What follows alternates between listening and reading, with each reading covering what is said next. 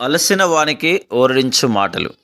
సహోదరుడు భక్తి సింగ్ గారి పరిచర్య నుండి సేకరించిన అనుదిన ధ్యానములు. జనవరి 27. అతనికి అలంకారమును ఘనతయు కలుగునట్లు ప్రతిష్ఠిత వస్త్రములను కుట్టవలెను. నిర్గమకాండము 28:2. దేవుని ద్వారా సూచించబడిన ప్రధాన యాజకుని వస్త్రములు దేవుడు మనతో పంచుకొనగోరుచున్న తన ఘనత అలంకారమును బయలుపరుచుచున్నవి. అందుచేతనే పాత నిబంధనలోని ప్రధాన యాజకుని ఈ వస్త్రములు ఘనత అలంకారం గల వస్త్రములు అని పిలువబడెను.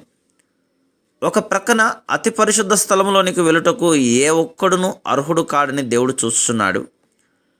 అందరూ పాపము చేసిరి గనక ఏ ఒక్కరును ఆ చెట్టుకి వెళ్ళలేరు. ప్రధాన యాజకుడు ఒకడు మాత్రమే సంవత్సరమునకు ఒకసారి ప్రాయశ్చిత్తము చేయుటకు ఆ తెర వెనుకకు వెళ్ళు ఆధిక్యతను కలిగి ఉన్నాడు.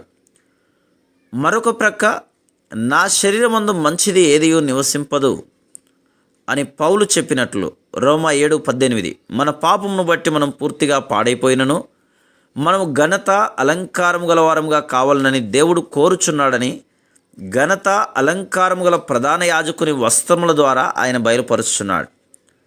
నిజముగా పరిశుద్ధ స్థలములోని దేవుని సన్నిధిని అనుభవించుటకు మనమెవరమును యోగ్యులము కాము. ప్రధాన యాజకుడు మాత్రమే సంవత్సరమునకు ఒక్కసారే దేవుణ్ణి కలుసుకొనుటకు అతి పరిశుద్ధ స్థలంలోనికి వెళ్ళును.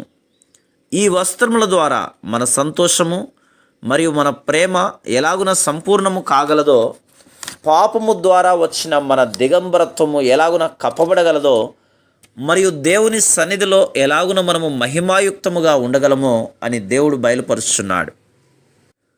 ఎవరైతే ప్రధాన యాజకుడు ప్రత్యక్ష గుడారము లేక దేవాలయము లోపలికి బయటికి నడుచుంటను చూచుదురో వారితో దేవుడిట్లు మాట్లాడును. ఓ నా ప్రజలారా, నాకు దూరముగా ఉన్నవారలారా, మీరు నాకు సమీపముగా ఉండవలననియు మరియు నా సంపూర్ణతను అనుభవింపవలననియు కోరుచున్నాను.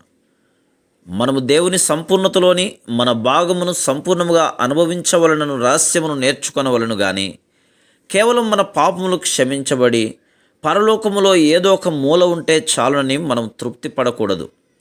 దీనిని మనం విశ్వాసం ద్వారా నేర్చుకొనవలను. ప్రభువైన యేసుక్రీస్తే ఘనత అలంకారమైన నా వస్త్రము. ఆయన యందు ఈ 7 వస్త్రములు చూడగలము గనక మనము అత్యధికముగా ఆయన సంపూర్ణతతో నింపబడగలము. Praise the lord.